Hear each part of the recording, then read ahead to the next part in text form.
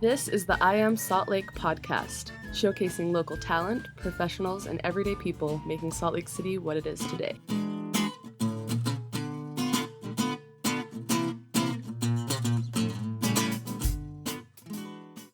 Welcome, Salt Lake City, to the I Am Salt Lake podcast, episode 31. I am your host, Chris Hollifield. This is the first episode of the year 2013. Thank you for joining me. Hopefully you all had a awesome New Year's Eve. I know I did. Did a little bar hopping around downtown Salt Lake City. Had a great night.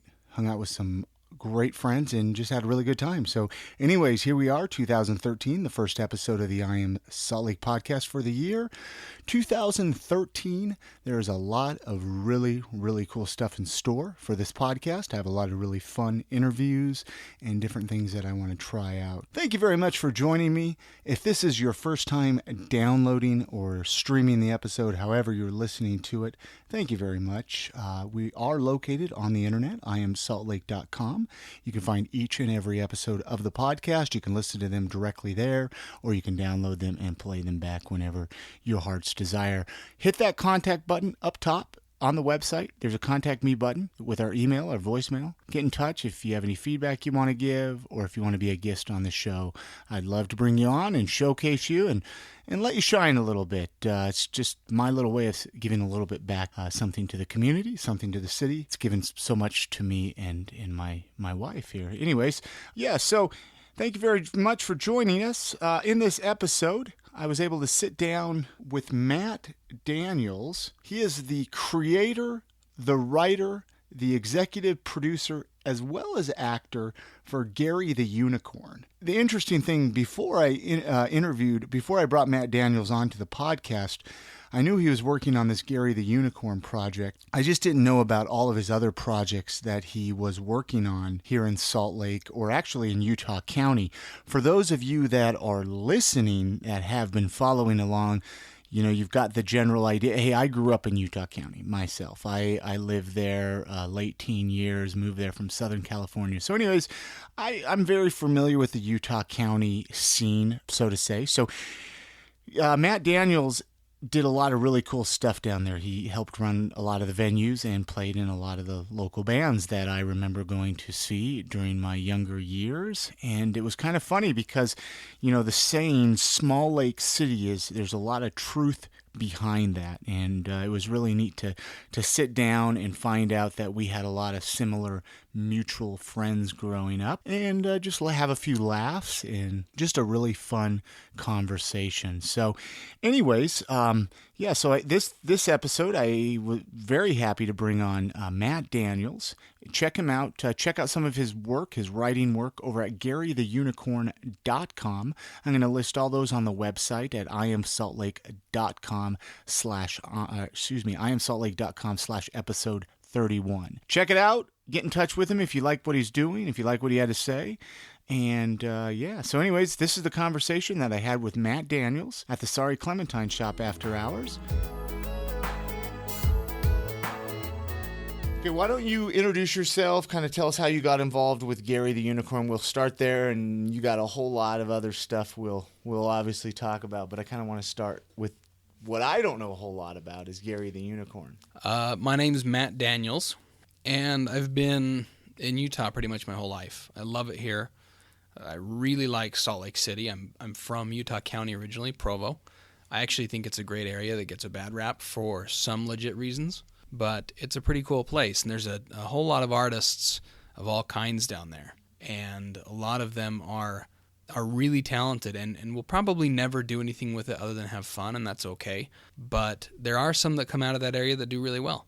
And I mean, those, everybody knows who they are, so don't really feel like we need to mention that. But Gary the Unicorn is a project that technically goes back more than a decade as a joke, which we used to use the name Gary the Unicorn to kind of represent false entities like false bands and stuff, and we would promote fake shows and see if people would show up. So it was kind of a funny thing.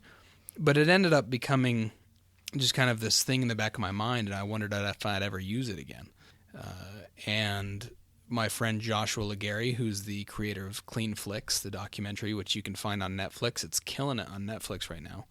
like number 2 on Netflix Oh, for documentaries. so it is on Netflix, actually. Yeah, I should streaming. I'm going to go home and watch it tonight. It's fascinating, and especially if you're from Utah or if you're LDS and you get the kind of the culture, it's even more interesting, I think, if you do, and can have kind of an open outlook to it, and see why it had the effect on the industry that it did. So Joshua Legary and I were in bands together, and we were just really close friends since 7th grade. So here's this guy who is an incredible filmmaker and just overall artist in his own way, and I'm telling him all these things that I would like to do, and one of these things, other than start another band, is to do these short films, 3 to 5 minutes, coffee house scenes where it's just dialogue back and forth. I'm not interested in a lot of action or a lot of props or anything like that. I just like the idea of dialogue. What people can get out of a 3-minute scene with 2 or 3 people talking, I think is fantastic. And it's an art form that many people before my time, perfected. People like Woody Allen was incredible, and David Mamet's probably one of my favorites. He's got really cool dialogue that it's not real, but it's different enough that it kind of had an impact on me. So I started writing these little things that were just back and forth dialogue, and some of it was pretty funny, and so I'd send it to Josh, and he'd say, when are we going to do something with this? And I said, well, let's do it. So we got together and kind of scripted a few of these out, and he called some friends that were in other productions like Unicorn City with Matt Matson and Jacqueline Hales, and Trenton James Krumanacher, who was in Saints and Soldiers and Pirates of the Great Salt Lake and some of these productions. And these guys were willing to come work for meager daily salaries and put together some really fun stuff. And we said, well, what are we going to call this? And we had some names that I really liked, but Josh said, what about Gary the Unicorn? And I just laughed and said, you know what? I've always wanted to use it for real. Let's do it. So we called it Gary the Unicorn, and got the website up and running, and 32,000 views with minimal promotion. Here we are. It's about 5 months later. So how many different clips or videos are on the website right now then? There's 8 right now. There will be 9. Joshua Legary, if you're listening, you owe the world another episode. So is this something you're going to continue with, yes. or is it kind of laid to rest a little bit? No, we're just barely beginning. So there's a Okay. 9th episode that was due a couple of weeks ago. Joshua's been up in Alaska filming for some cool documentary stuff up there. So that'll be out probably Monday. Okay. And it's supposed to be every 2 weeks there's a new episode. Okay. We filmed all of them at one time, more or less, and then we're kind of going from there. And how many people besides the actors? I mean, is there a main crew of people that are involved with this, or is it just you? It's and a very Josh, skeleton crew. Bill Rowan helped out. He's also a good friend that goes way back. Played in bands with Josh and I. We played together, the 3 of us, and it seems like there's a couple of other people. My wife Liz helped out, both as a producer by pretty much she helped fund all of it. Basically funded all of it, and helped with some other things too, and was really actually quite important in the whole process. Without her, we couldn't have done it. So has it been a pretty expensive project? I mean, we were talking about funding, right, and stuff like that. You could probably look at it, watch each episode, and think these guys did this for free. Yeah, and we probably could have done it for free if we got people that weren't as high caliber, and if if I wanted to call in every favor I'd ever had for Joshua Legary, I could say, hey man, let's do this for free. But we opted to come to an agreement to pay him, to pay crew members, to pay these actors. And some of them have, specific requirements because they are professional actors. So we wanted to make sure that they felt compensated fairly. These are people that are trying to help me out. I'm helping them out to some extent, and we're all local products. And I wanted to make sure that was well known as well. So it was about paying what we could afford. And, it's not a free production, but it certainly didn't break the bank. So, I mean, what's the response been like? I mean, has you said 32,000 hits you've gotten? 32,000 views just on YouTube. On YouTube, so you have a YouTube channel then, I guess. Right. I mean, what's been some feedback? I'm sure you've gotten, especially on YouTube, people tend to be very free with comments on there. We've done very minimal promotion. Yeah. It's all been word of mouth so far because we just really want to get the first season up. There's like Yeah. 12 or 13 episodes. We want to get all of that up before we do too much heavy promotion. So really what's happened has been kind of what Josh calls stumble on traffic, which has been great. You know, we see the demographics and the kind of the analytics of where our views are coming from. They're coming from all over the world. Quite a few of them back east, a whole bunch of them in like the Southeast Asia area. It's weird. But people love it. I mean, they really, really love it, which is great for me because I wrote it all. Yeah. So for me to be able to write this, produce it, poorly act in several of them, and do all the music myself, like with Andy Patterson's help, of course, because I said Helf with an F. That was embarrassing. Andy Patterson, the great, infamous Andy Patterson of local fame, he pretty much records everything I do these days, but he recorded the music and helped out. He was great, but this was something that I put together. So for me to have kind of like this product that I really enjoy and put it out there, and to have people really enjoy it themselves and to be very gracious with their comments is awesome. There have been a couple of people who have thankfully been honest enough about it, say they don't like something, and I love that. My wife and I You're were not going to win everybody over. right, and it's because it's impossible. I think the expectation is set out, and it's ridiculous. So my wife and I saw that we had 100 likes on one of our videos or whatever, but we had 3 dislikes, and it felt good. You know, it's like, okay, good. I'm clearly making a big enough impact that someone out there doesn't like it. If everyone said they like it, I'd wonder how many of my friends are watching lying, it, right? You know, it's like you like a photo or something, and you wonder, okay, are you being honest? Do you like this, or are you just liking it because it's everybody else did? Right, and I would way rather have people, and you know, I know some people personally that don't find it funny, and that's fine. For me, it's about writing stuff that I think is interesting. So not all of it's going to hit. You know, we even had one that I thought on paper was spectacular, but the execution was not great, and people like it okay, but it's probably our weakest effort. And it's really too bad because when we wrote it out, we laughed the entire time, could barely make it through it. Laughing so hard, improvising. And these guys that I'm doing this with, Trenton and Matt in particular, they're brilliant comedic actors. So, and how did you meet? How did you guys all meet? I met them through Josh. He's worked with them on other productions. Okay. You know, some of them do comedy sports. Matt Matson's done a lot of stuff with ads and things like that. You know, he was on like a Go Vote ad. He was in Unicorn City, and he's been in a lot of stuff. I really should know more of it off the top of my head, but Fine. These guys are, you know, they're actors out there in Salt Lake area really trying to make it work for themselves. And so these guys are great actors doing this and making me laugh. I can't even get through my own material. And then when we see it in kind of a finalized state, it's not always what you want it to be. Some of them that I didn't think would be very effective have actually been really effective. So it's been a lot of fun. And if tomorrow it all went away and no one remembered it, I would be very grateful that it's happened this far. It's about Fortunately, the memories you've created. It is. You know? It is. Fortunately, we've got a hell of a lot left. So that's really exciting. Well, where do you see it? Where do you see the future of it? I mean, I guess if you had the perfect vision of Gary the Unicorn, I do have the perfect vision. That's a lie. The execution's one thing. You know, there's no reason that I can think of that this ever needs to stop. Yeah. It'll go as long as we want it to. If LeGarry gets to where he deserves and he's doing stuff that's too big to help out anymore, I wouldn't hold it against him. What I would do is say, go do more great things that can go on Netflix, that can reach people in these film festivals, and I'll take up the mantle behind the camera. I've done some of that work, and I could do okay, or I'd hire other people. But as long as it is around, the invitation to LeGarry, Matt, Jacqueline, Trent, Carl, who's another guy that worked with us, the invitation to them is always open. They are always welcome to be part of the Gary the Unicorn troupe. I consider them kind of family in that way. And a lot of people have been asking if they can be a part of future episodes, if they can help write. And I want to do all the writing for now, but I've told people, feel free to contact me. Feel free to send you know, a small bio about you or some of your ideas, and we'll get you in. So there's people that we'll probably include in season 2. that we're so not in so if season people one. are listening, contact you. Sure.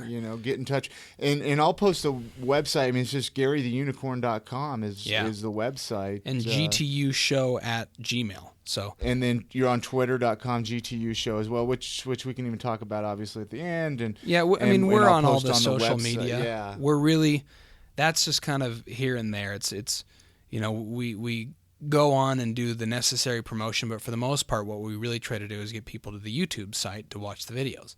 It's all about what is it on YouTube? GTU Show or what? Gary the Unicorn Show. The Unicorn Show. Yeah. Okay. So, really that's what it's about for us is we want to meet people, make friends. It's all great. Support, especially local artists, but mostly we want people to watch it and get a kick out of it. I think that's really the ultimate goal. Now, you mentioned writing. Did you go to school for writing or any kind of journalism? Not journalism, but I did go to school for writing. I went to, I think it was when I started, it may have even been UVCC, but it was UVSC, and then school's been through a lot of changes in the last. Yeah, when I started there, it was like a glorified high school. Yeah. I started going back several years ago and was going through a pretty painful divorce at the time. My ex-wife and I were just not getting along. It was really taking a hit on my studies, so I stopped school like right around my junior year. But I was doing a lot of English classes with an emphasis in writing, and I've just always kind of been a writer, whether it's short stories or I even wrote a novel once, The Great American Novel. It was horrible. Story was really cool. Execution was really bad. But, I've always written music and stuff, so I started writing ideas as they came to me. It was not a lot of form, but a lot of ideas, just kind of jotting them down on paper. So writing 3-minute skits has been perfect for me because I can literally write 15 or 20 of them in a day. Wow. And then Josh Legary's got the vision. He really does. Like, if he could do one thing, I say he would be able to plan out anything for anyone in the film industry. He's great at it. So he takes these things that I write out and says, okay, yes, yes, no, no, no. These 10 suck. These 3 can be good. Let's go over them a little more. And then we flesh it out together. He's been really vital in that. My wife is the most supportive person in the whole world, and she's pretty much the person I bounce all my ideas off. Most of the time, they fall pretty flat. And it's not because she's not doing a great job. It's because, frankly, until it's displayed in a different manner, it's hard sometimes to understand why it's going to be funny, but it inevitably ends up being pretty funny. No, I mean, that's, it's great to have a supportive wife. I mean, obviously, even, myself, I can relate with how important that is. I mean, how long have you guys been together, you and your wife, your current wife? We've been together for years, but we've been married for just over 2 years. Sounds like my situation, actually. Yeah. She, I met her, she was playing in this band called I Hear Sirens. And they're a really cool local band from Salt Lake. It's very Explosions in the Sky, Cancer Conspiracy, instrumental, kind of, I don't even know what the term is, post something. But it's really cool, really good music. And she was the keyboardist. She came and played in my club. And at the time, she was going through a divorce herself. And, I was starting to go through mine. And she started dating some other guys. And I was kind of not ready to date. And we just became friends, and then it turns out that their bass player, who was a guy that I liked quite a bit, he ended up leaving the band, and they said, "Do you want to play bass?" I said, "Sure." So I joined her band, which is really fun to say. I don't remember how long I was in the band, 1.5 years or so. We started dating sometime in there. We spent enough time together, and it was pretty much like there was no weirdness there. Yeah.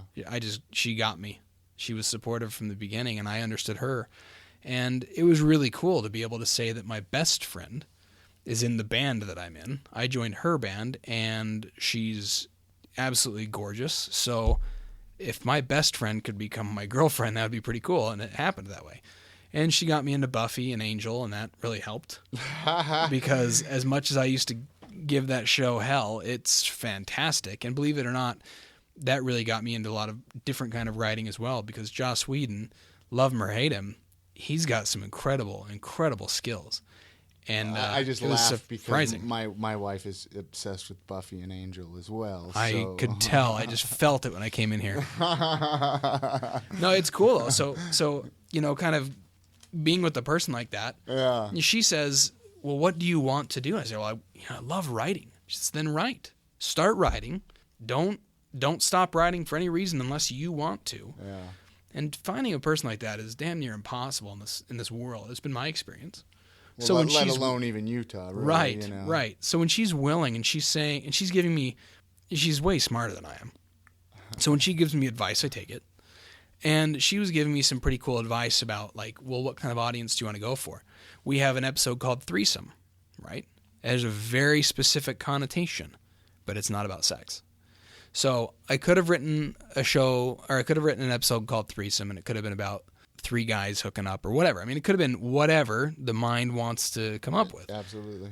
And I thought the very best thing I can do is lure in just enough people that want something a little racy and a little edgy or whatever you want to call it, but give them something that in the end is actually quite clean. Most of it is that way. There's almost nothing on it that's not clean. Now, of course, that may change.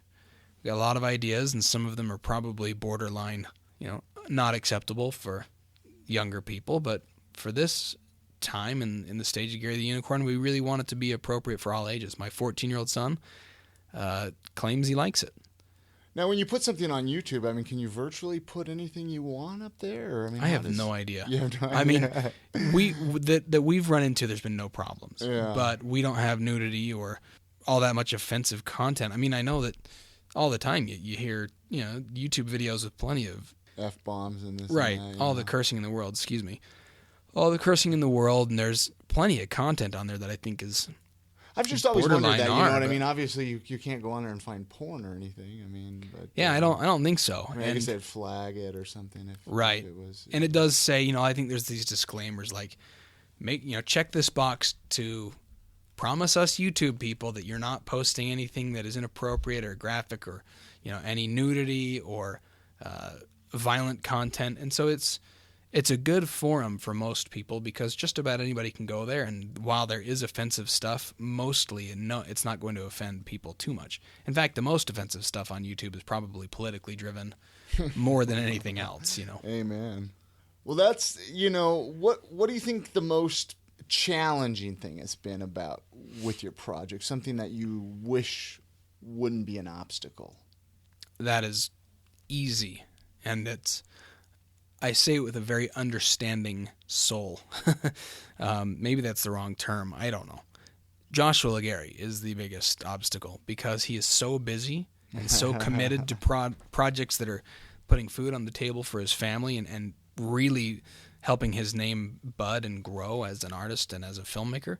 He's the biggest obstacle because I've got to nail this guy down every couple of weeks and say, hey man, finish editing this clip and get it up there. Yeah. And we've got plans in the future just to shoot it all in a weekend and edit it all the next week so he can turn it over to me and he can go do his stuff. So he's probably been the biggest obstacle, and I don't blame him too much for it, but honestly he is. I'd say other than that, it's just making sure we have the right people to do it. It all kind of fell together really, really well. So obstacles haven't really happened yet. I mean, other than just genuinely getting things out there. You've got a podcast. You know how hard it can be to get people to listen. Yeah.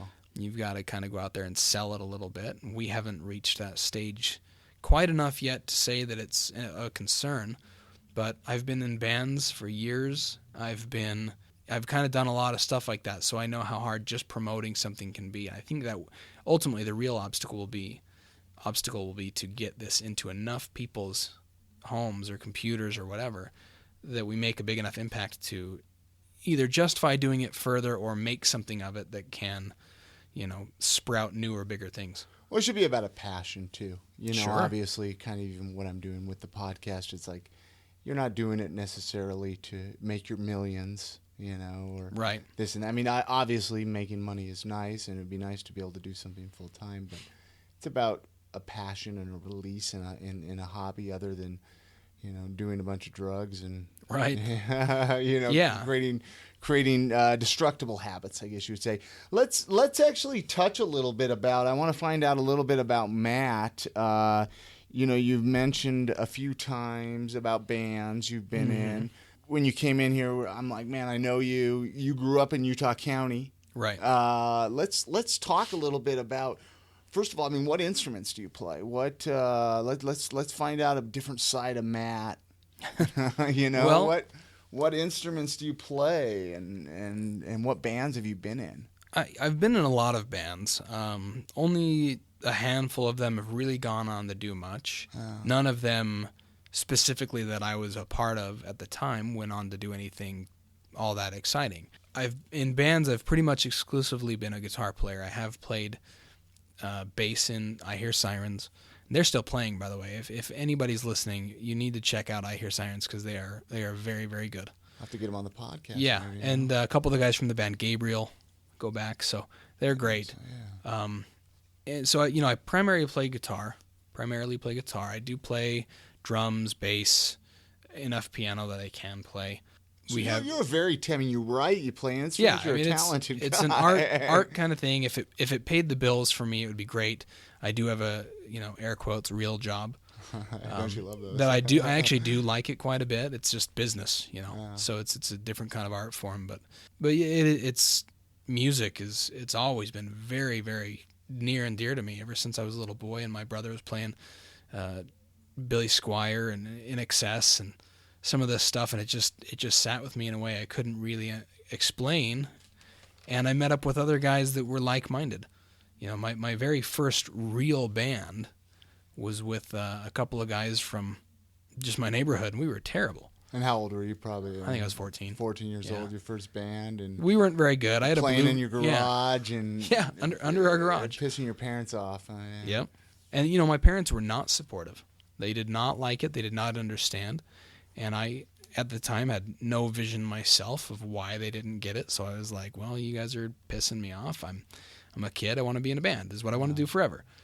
And, I met other guys that really were, on some level, I think we all felt it, but absolutely brilliant musicians. Brandon Steinekert, who's now playing drums for Rancid, he's still a close friend, and he's just a fantastic musician and a good person. Joel Pack, who I actually haven't talked to very much over the last few years, but I will always consider him kind of a brother in a lot of ways because we went through a lot of stuff together, and he's quite possibly the most genuine musician that I know as far as overall talent and skill. He's so incredibly proficient at anything he plays, and although I don't think bass is what he's really doing anymore, he was kind of like in the Flea, that kind of stuff, like lots of funk bass, but he could do it all.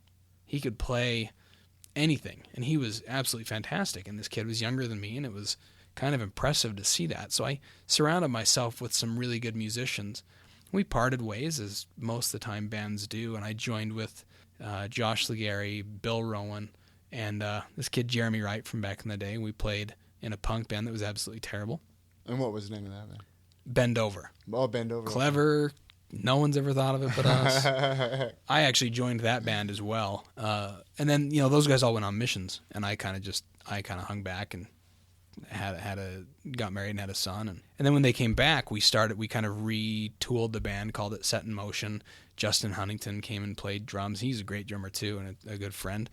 And it was fun. We were okay. We had some good tunes. I had a lot of fun with it, but I was so lost as an individual.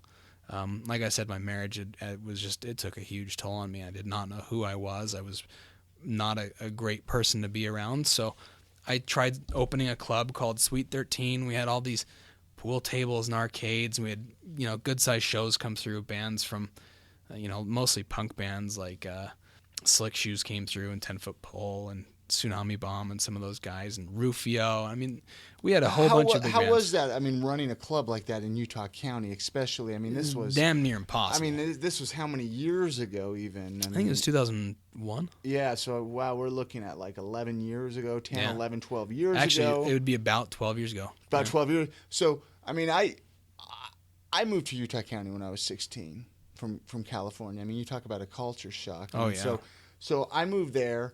I mean, especially with those kind of bands playing. I mean, how was it? I mean, did you get hassled? Were the authorities always bothering you? I mean, our experience up to then had been rough. Yeah.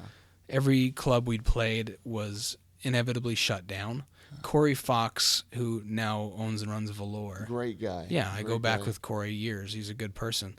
And he knows what he's doing. He's really listened to the he's had this interesting mix of listening to the culture around him and kind of telling it what to do. it's a gift. I really do. I think he's gifted in that way. He looks like Robin Hood. That's bitching. I've told him that, and he hates it, I think. But, he was running clubs, and I was running clubs, and we were kind of doing our thing. And in all places, we went to Linden, which borders Orem. It's basically Orem. And the only reason we went there is because getting a permit in Orem or Provo was nearly impossible. So we went to Linden, where they opened their arms to us. I mean, we went and sat in front of the city council and explained ourselves at this meeting. I did this with a guy named Mike Donahue, who he's a really cool guy. I haven't really talked to him very much over the last few years. We parted directions, as happens.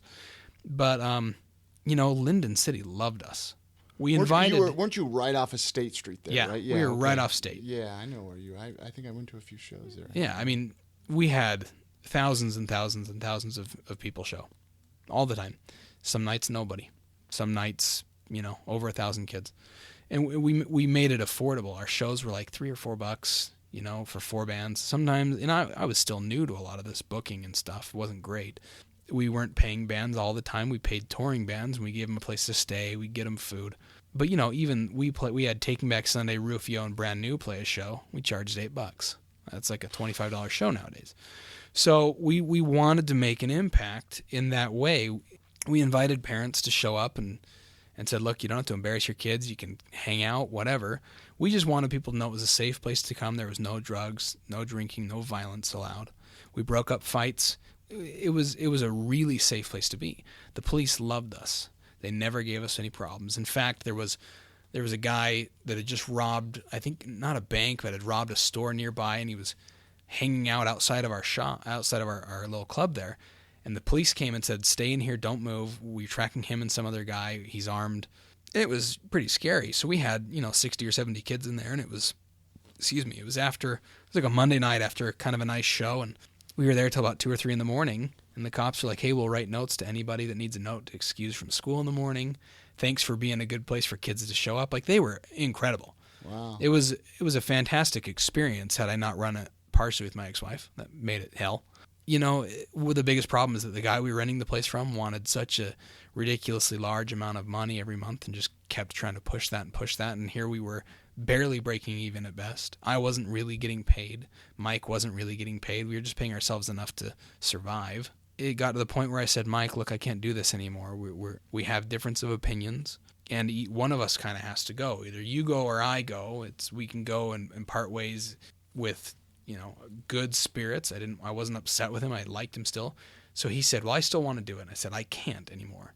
So I backed out free and clear, and he closed down one side, stayed open for another couple of months, and then he couldn't make it either.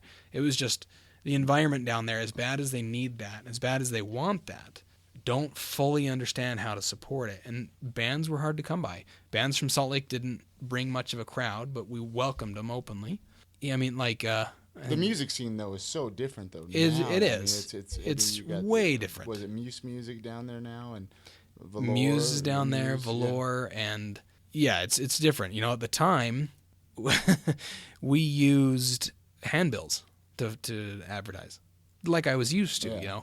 That's what we used to do. I think we had a little dinky street team, and now kids aren't. It's like, okay, let's send a Facebook invite. Right, that was not an option. Yeah. The digital age in that sense hadn't really caught on yet. I mean, to some extent, but not much.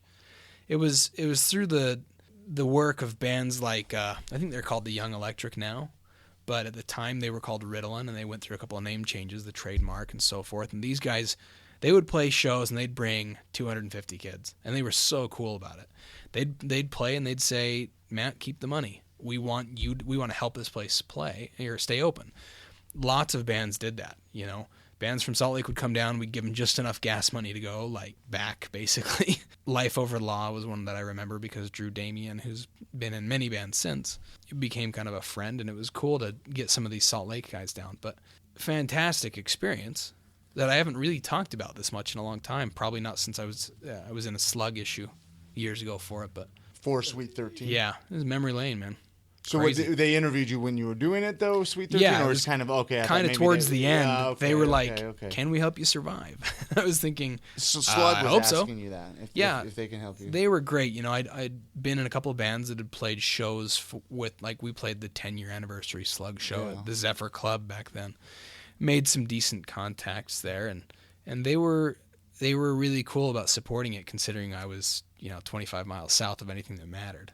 Well, I think anymore, I think a lot of people, like you were saying, making the drive down to Provo, I think people are realizing it's just really a hop, skip, and a jump away, really. It is. I mean, before it was like, you need almost like a passport or something to go down there. Right. You know what I mean? Oh, but yeah. I think people are used to driving, and people are, okay, it is what it is, and you got Front Runner and all that. So, anyways, then you said you were involved with Starry Night. What was it called? Starry Night? Starry Night, yeah. Starry Night. That was your own project? No, or you got actually, involved with somebody else with that, or a girl I went to high school with named Kelly Wilson.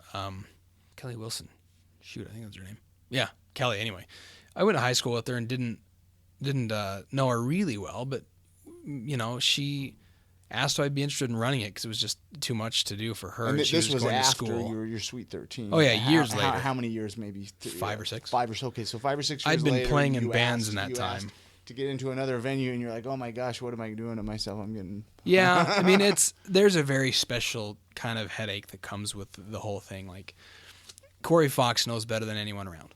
He really does. I mean, he's run venues, and he's run them well. He's thrived in a difficult environment. So he knows better than just about anybody. But I can tell you that running Starry Night was all kinds of experiences for me, because I was trying to run it for somebody that was trying to keep it open. She wanted just enough money out of it to stay open. I was getting paid. We agreed, I don't remember what we agreed on, but it wasn't much. I was doing it at night after school. I had a young daughter at the time and my son, who was 7 or 8. And, I'm driving from American Fork. I'd since moved, driving from American Fork down to Starry Night in Provo every night. And, it was just, the music scene was changing in that we were getting massive online support. MySpace was huge at the time, so we used MySpace primarily as the vehicle to communicate shows. We did, other things. Handbills still existed at the time, I think. But at the time, it was like, who do you get to play shows? It seemed like there was less bands than ever. Yeah. Probably wasn't true, but it felt like that. Bands from Salt Lake were coming down, and because MySpace was exploding, the ability to communicate across state lines became very easy. So it was no longer about book your own fucking life, I think is what it was called. Oh, yeah. We used to use that website to tour. Well, that site was nothing anymore because MySpace was instantaneous. I remember that. That was actually a great resource. It was a fantastic site. BYOFL or whatever I think we called it. Probably even still there. It might to be be honest, for the old hardcore yeah. guys to and be it was using. It was cool because you go there and you find like little coffee houses, and then people are like, hey, I can put you up, or I can't put you up for the night, or we can't pay you, but we'll give you coffee beans or something. So it was pretty cool. But with MySpace, we had bands from all over saying, hey, we want to book a show there. Well, that was great, but they didn't bring anyone. They wanted my help to help book locals, and there's only so many locals that want to play. And one thing that really pissed me off, and it still kind of does because I never understood it, when I started playing in bands back in the Pier 54 days and the Soul Kitchen and stuff down in Provo, when it was all just a different era, but the headlining band played last every time. If you open, it's because you're new. You're getting your feet wet. You probably suck. But your older brother's friends with the guy that's in the headlining band or whatever, and you play them. We played with bands like The Obvious and Honest Engine and some of those horrible bands. I haven't heard of some of those names right? forever. It's been, sorry about that. But no. And then we played with guys like the Noms, Gunnar and Mark, and some of these awesome guys, Rooster, and Sean was doing some DJ stuff for him. And we were playing with bands like the Red Bennies, and these guys were taking chances on us, but we were opening the shows. There was no mistake about it. We were opening, they were headlining. They played last, people stuck around. Somewhere in between, the headlining band started saying, we want to go second to last. We want to play in the middle. And that changed everything. So these touring bands didn't want to play last because they didn't want people to leave, which was the first problem, is people were leaving shows early. The local bands are saying, well, we don't want to play last because we don't want our fans to leave. And so it was this bind where I was trying to juggle this balancing act between helping out the touring band, which we absolutely wanted to do, and the owner, Kelly, was fantastic with that, and trying to help these local guys get people to their show and hopefully have them help out too. So most shows had a touring band, at least one, and some absolutely incredible bands came through. A lot of the local bands supported too, and there were some local bands that were extremely supportive and others that were not so much. Let's actually go back there for a second. Let's go back in time and pretend you could have booked any band that you wanted. I mean, well known from any era, your all-time favorite band. Who would have been your ultimate favorite band to have booked at Starry Nights or Sweet 13? Led Zeppelin, but you can't fit Bonham's set in Starry Night. It's too big. I would have booked Led Zeppelin. I think that experience would have been a nightmare, but it would have been incredible. I mean, booking a band, even when you love them, maybe especially when you love them, is tough. And it only gets harder when they have representation and roadies. And Whippersnapper is probably a band I would book today because they broke up, and Andy Munn is now an attorney back east, and he's the singer. These guys were easily one of the best punk rock bands to come from the early 2000s, late 90s. Just good old-fashioned rock and roll, punk rock, skate punk stuff. Really good, really good. And they were just the coolest guys ever. So they came through Sweet 13 once, played a great show with Inspection 12, a couple of locals, and they were such cool guys. They hung out all night. We had pizza, played air hockey and stuff, and just got to know them. We maintained communication through email, and they were just immensely grateful for the opportunity to play, which you didn't see with a lot of these bigger bands. And then they had the opportunity to tour with Less Than Jake, who at the time was really riding their wave of success. And they opted not to play Bricks, which was Bricks at the time, with Less Than Jake, and stop at our place instead to play. Wow. And I will never forget that. And I've told them since. I don't have any communication with them now, but after I said, hey, I just want to let you know that that's probably the best experience I've ever had with booking a band. They played a small show. There was maybe 50 or 60 people. I paid them what I could. They stayed the night. They headed out. We went through weird rituals that, you, as someone who's been involved in the scene, you understand. Like sometimes I think I swapped shirts with Mikey, the guitar player, or with Mike or whatever. You just kind of go through these weird rituals, and these guys were the best of the best.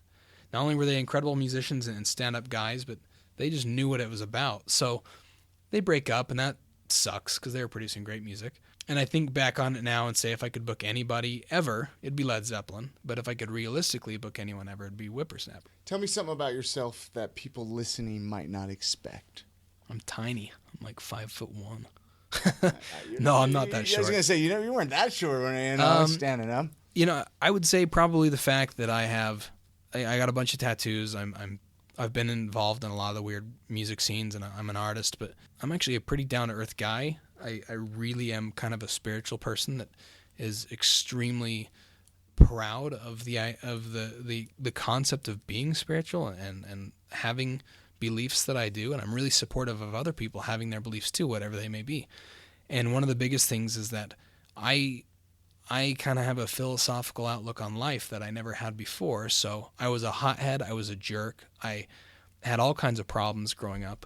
But in the last 5 years, after divorcing a woman that I hope she does well in her life, but frankly she just did a lot of nasty things to me, and I wasn't great either. And then I married the perfect woman, for all intents and purposes, as perfect as one gets. And she helped me become the man that I never thought I could be, which is just a pretty normal guy. Yeah. So I'd say of anything that people probably wouldn't know is that I really just want to be a homebody, hang out with my kids and my wife, and pretty much watch my wife play old school Nintendo games. That's like the most fun in the world for me. And I'm short. I'm sticking with the short thing. Would you go back and would you do it all over again? Would you play in all the bands? Yes. Would you run the venues? Would you? If it meant to get where I am today, yes. Yeah. And that's what I think a lot of people don't realize is that it's a lot of those really crappy experiences that we have to deal with that gets us to where we're at today. Yeah, I mean, whether it's addictions or money problems or whatever. Right. Well, you and I had a common acquaintance, or at least acquaintance or friend, with Blake Donner. Yeah. A man who passed away some years ago in a tragic accident. I've had 3 of my closest friends die.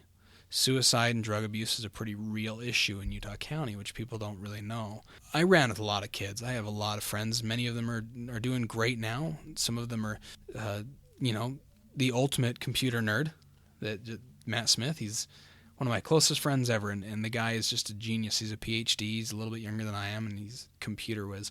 And he's always led a great life. And he hasn't had the easiest life, but he's led a good life. And I've got some other friends like Nick Coleman, who's a painter. He's a famous, moderately famous painter, and he does really well. He's an incredible artist. And guys like Joshua Legary, who's really, I think, one day will be a household name, and should be. And then I had friends like Rob Young and Jeff Dalzin and Weston Sorensen, guys that didn't make it because they made difficult choices in life and didn't know how to get out of them. It's kind of tough to go back and have some of these experiences. Like, do I want to learn about Blake dying again? No. Do I want to get that weird feeling and look up at my friend's house and find out that he committed suicide? No. That haunted me for years. I'm just 15 years later, just now getting over it, really. Yeah. But if it means that I have my son and my daughter and my wife, yeah, absolutely. It's all worth it for that, because going forward, things are good. Blake Donner was one. He lived life to the fullest. I agree. He lived every day like you should, really. You Yeah. know, and I mean, it's definitely been interesting to talk about him a little bit. Well, let's kind of wrap it up here. Sure. I could talk to you all night. You know what I mean? And I could probably continue talking all night. Sorry. No, you've been a pleasure. Is there any like motto or advice that you live by? Any words of inspiration that you tend to live by that maybe you could help bring to the listeners? any words of inspiration? The first one would be, and I didn't really touch on this, so I won't say much, but no, you're the fine. first one would be is to read my weekly article for the Daily Herald. Oh, wow. You write for the Daily Herald? As Gary the Unicorn, I write a Okay. weekly article. HeraldExtra.com, go to the entertainment section. It's ridiculous. They give me way too much leeway. The last week I wrote about Christmas and Klingons, and that's legit. Like, I actually wrote about Klingons. It's ridiculous. But I interview people. I would actually love to interview you, so Okay. I'll get that out here. And we'll talk about that later. I'd love to be interviewed. So it's a lot of fun. But, I would say there's a lot of philosophy that I've studied over the last few years. And most of it is just about understanding human behavior, the way the mind works, the way life works. And some of those things have been instrumental in helping me become a happy person. I think the very best thing you can always do is be who you are, and don't ever change that because someone wants you to, or because you think someone wants you to, because it's not always the case. I would say that it's important to realize that work is a good thing, and that production makes a person happy and healthy, and to heed one's own counsel. Rather than go to other people and say, what should I do, what should I do, what should I do? Look inside. What should I do? I mean, we all have our best advice typically comes from ourselves.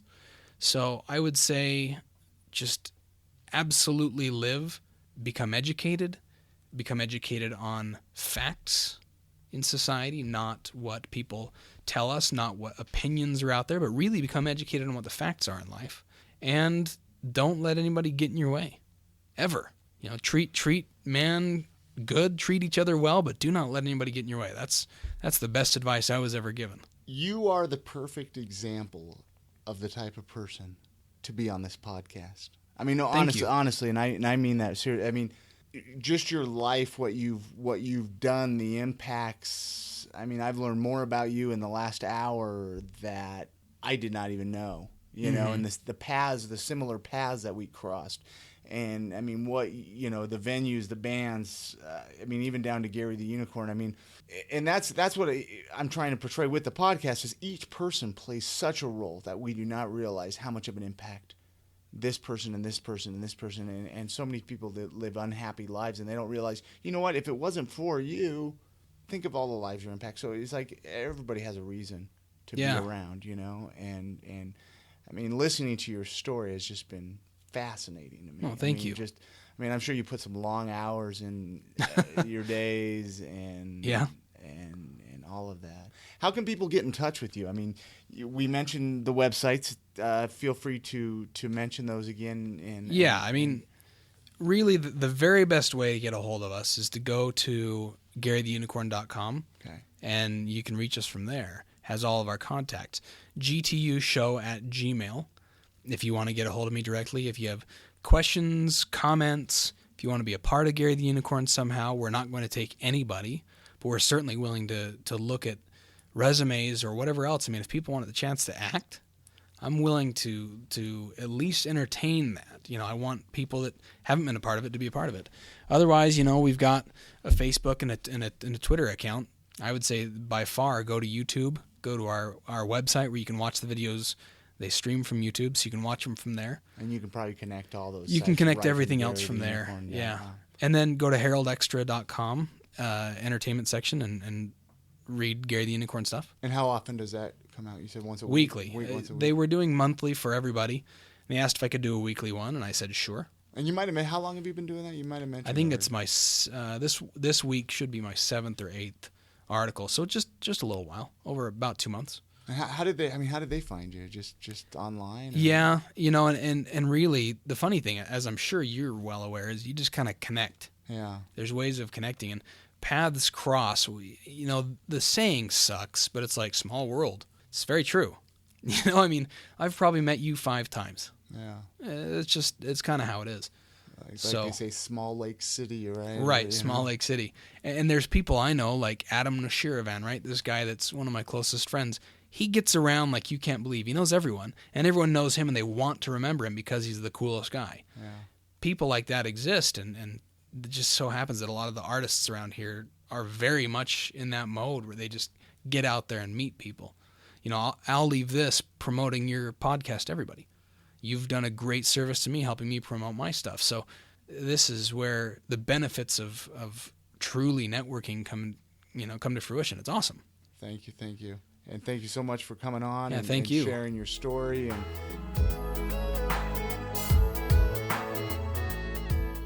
all right, seriously, thank you so much, Matt Daniels, for sitting down with me and sharing your story about Gary the Unicorn, as well as the many, many other projects that you've done throughout your years between Utah County, Salt Lake City, and just the Utah area in general. Thank you very much.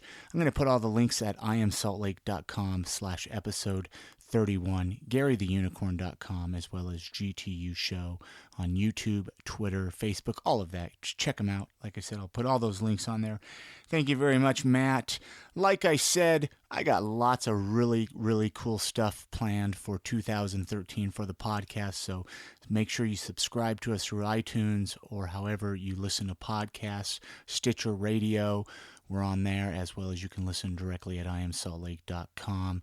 I should be here every Sunday and Wednesday. I have some really, really awesome interviews lined up.